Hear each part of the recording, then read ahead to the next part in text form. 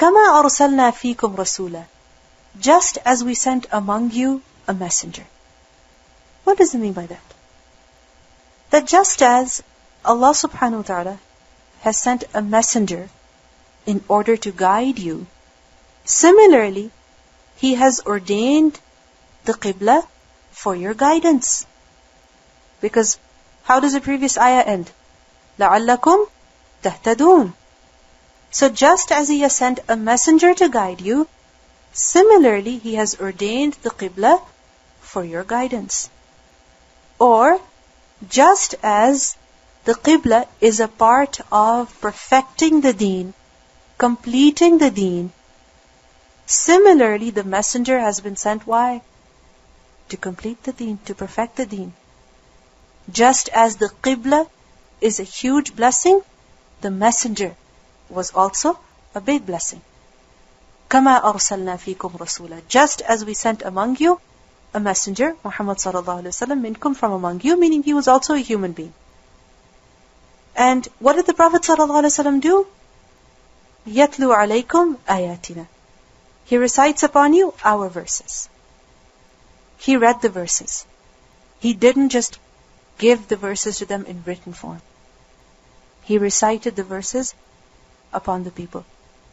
Because hearing the recitation has a completely different impact. And also, he read the Quran, he recited the verses just as the verses were recited upon him. Jibreel read the Quran to the Prophet ﷺ. The Prophet ﷺ, as he heard it, he conveyed it to us. So what are we supposed to do? How should we recite the Quran? The way that it was revealed. يَتْلُونَهُ حَقَّ تِلَاوَتِهِ. Many times we don't give importance to recitation of the Quran. We see a lot of extremes within Muslims. Some focus entirely on improving the recitation. Others focus entirely on understanding the text. Both are equally important. يَتْلُو عَلَيْهِمْ آيَاتِنَا. And we notice over here that tilawa is mentioned first. Tilawa is mentioned first. What does that show? That tilawa is what? Is the first thing that needs to be done.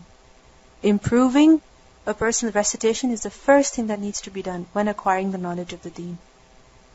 It's like the basic step. That's one of the first things that should be focused on, which is why within the Muslim community people focus a lot on children learning to recite the Quran from a very young age. Because that's the first thing. وَيُزَكِّيكُمْ, and He also purifies you. The Prophet ﷺ didn't just give knowledge to the people, but He also purified them. How did He purify them? How did He purify them? This is understood in several ways. By telling them what is right and what is wrong, so that people do that which is right and leave that which is wrong, and hence cleanse themselves, purify themselves, improve themselves. Also, He purified them how? By removing shirk, kufr, sin away from their lives. وَيُعَلِّمُكُمُ الْكِتَابِ, and He teaches you the book. He didn't just recite the book. What did He do? He taught them the book. He taught them the meanings of the book. He taught them how to implement the book. He taught them about the words of the book as well. So يُعَلِّمُكُمُ الْكِتَابِ, how? By teaching them its words, by teaching them the meanings of the words, and by practically showing them how to implement the book as well. And He also taught the people what? وَالْحِكْمَةِ, and the wisdom. The Prophet ﷺ also taught wisdom. What is wisdom? First of all, the wisdom behind the commands, as to why a particular command has been given. Because when a person understands that, then it is easy for him to apply. I mentioned to you that hadith about the man who came to the Prophet ﷺ and said, "Give me permission to commit zina." And that entire incident that I told you about. So through that conversation, what did the Prophet ﷺ make that man understand? That you should not commit zina because of such and such reason. Because people don't like it when you do zina with their mother or their daughter or their spouse or so on and so forth. And secondly, wisdom, hikmah, is also how to act upon a certain command. How to act upon a certain command, which is the sunnah. Because the sunnah of the Prophet ﷺ teaches us how to act upon the commands, how to implement the commands. وَيُعَلِّمُكُمْ, and He teaches you مَا, that which لَمْ تَكُونُوا تَعْلَمُونَ, which you did not have ilm of, which you did not know before. What is it that the Prophet ﷺ was teaching people? The deen. The matters of the deen, as well as matters of the dunya. Reality of life, the purpose of life. The Arabs were an unlettered nation. They didn't know. They didn't have knowledge. And after the Prophet ﷺ, according to Abu Dharr radiallahu anhu, he said that when the Messenger of Allah left us, there was not a bird that flies, but he had informed us about it. Meaning he had given us details of every single thing. Before the knowledge of the deen, they saw a bird, okay, it's a bird. After the knowledge of the deen, what is this bird? It's the khalq of Allah. There are lessons to be learned from that bird. So, the deen that the Prophet ﷺ taught to the people, He taught us. We learn from this deen those things which we had no idea about, which we were not born with. When it comes to deen, we take deen very lightly and we think it's not that important. We don't give much importance to learning the deen. Remember, we're not born with the knowledge of the deen. We have to learn it. Nobody is a born doctor. Nobody is a born journalist. What do people do? They learn. Similarly, deen has to be learned. وَيُعَلِّمُكُمْ مَا لَمْ تَكُونُوا تَعْلَمُونَ. You didn't know before. And you only know now. Why? Because the Prophet taught you. So similarly, there are many things that we are unaware of, and we can only get to know about them when we learn the deen, when we try to study the deen. And also remember that if there's something that we don't know, we're unaware of, but it is important for us, would you learn it? Would you learn it? For example, knowing how to cook. You don't know about it. But when you're hungry and you're on your own, what are you going to say? No. Learning how to cook is not important. I'm not going to waste my time standing in the kitchen cooking. Okay, stay hungry. Stay hungry. Is it important to learn? Of course it is. So similarly, deen is important for us to learn. وَيُعَلِّمُكُمْ مَا لَمْ تَكُونُوا تَعْلَمُونَ. And upon gaining this knowledge, Allah says in the previous ayah that just as giving you the qibla is a big favor, we have sent the messenger also to you as favoring you as a part of guiding you. So after attaining this huge favor, the guidance of the messenger, the teachings of the messenger, what should you do with all this knowledge that you have learned? فَاذْكُرُونِي, then remember me. أَذْكُرْكُمْ, I will remember you. فَاذْكُرُونِي أَذْكُرْكُمْ. Dhikr. ذَا الْكَافْرَةِ. And what does dhikr mean? To remember something, to not forget something, to make mention of something. So remember me, how? Through prayer, through tasbih, with your qalb, with your lisan, with your jawarih, in your heart, on your tongue, through your limbs. Remember me. Don't forget me. أذكركم, I will remember you. Just as we read earlier, أوفوا بعهدي أوفي بعهدكم. So what do we learn? That we should remember the blessings that Allah subhanahu wa ta'ala has given to us. We should not forget about them. And we should be grateful for them. Ibn Abbas radiallahu anhu said about this ayah that أذكروني بطاعتي. Remember me by obeying me. أذكركم بمغفرتي. I will remember you with my forgiveness. Remember me how?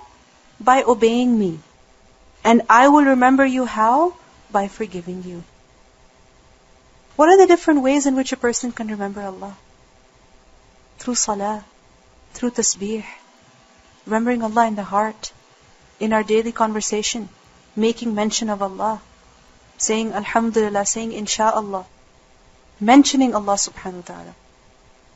Allah subhanahu wa ta'ala tells us in Surah Al-Kahf, ayah 28, وَلَا تُطِعْ مَنْ أَغْفَلْنَا قَلْبَهُ عَنْ ذِكْرِنَا وَاتَّبَعَ هَوَاهُ.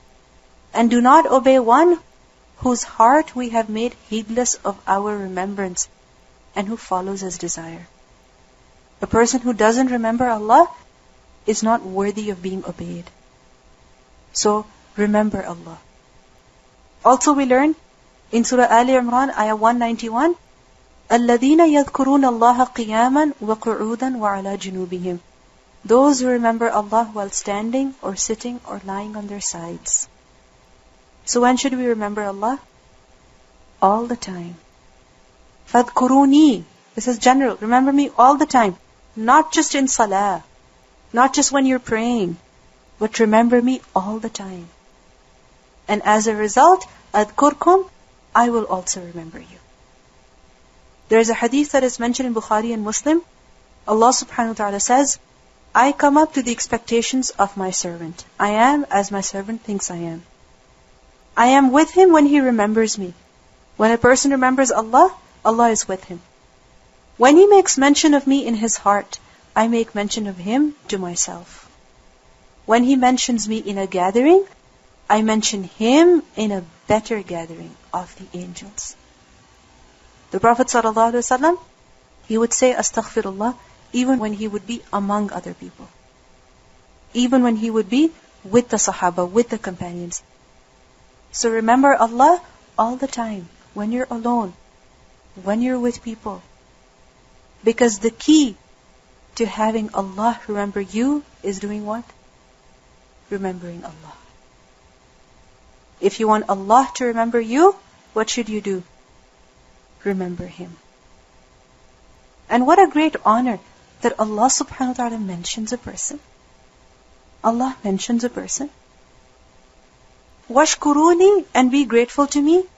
وَلَا تَكْفُرُونِي, and do not be ungrateful to me. وَاشْكُرُ is from shukr. And what does shukr mean? Gratitude. So be grateful for me. For what?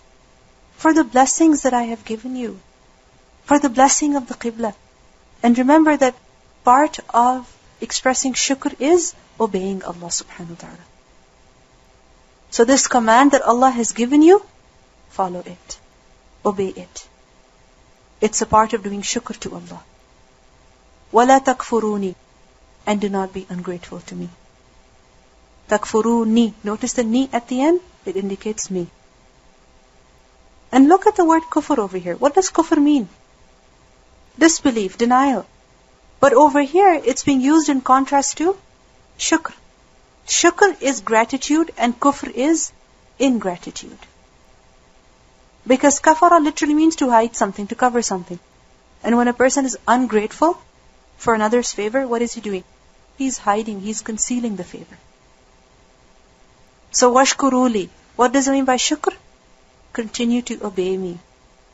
Carry out the commands that I give you. Stay away from the prohibitions. وَلَا تَكْفُرُونِي, and do not be ungrateful to me. How? By disobeying me. Do not disobey me. So what's the main lesson? That this hidayah, this knowledge that Allah has given, be grateful for it. And how will you be grateful for it? By obeying Allah. وَلَا تَكْفُرُونِي, and do not be ungrateful to Allah.